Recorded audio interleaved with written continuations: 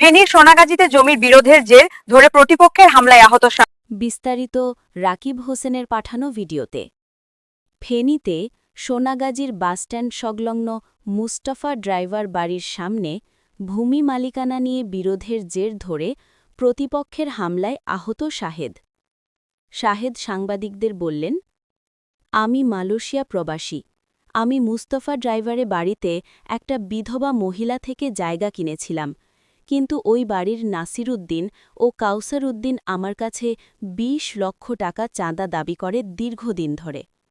চাঁদা দিতে অস্বীকার করায় তারা আমাকে মারধর ও খুনের হুমকি দেয় এবং আমার ক্রয় করা জায়গায় দখলে আসতে দিবে না বলে এমন হুমকি দেয়। তবে আজ আমি জায়গা দখল নিতে গেলে তারা আমার উপর অতর্কিত হামলা চালায়। এতে আমার মাথায় গুরুতর আঘাত পাই। আমি প্রশাসনের কাছে সাংবাদিক ভাইদের মাধ্যমে জোর দাবি জানাচ্ছি, দোষীদের আইনের আওতায় এনে দৃষ্টান্তমূলক শাস্তি চাই। News desk, Feni voice 24।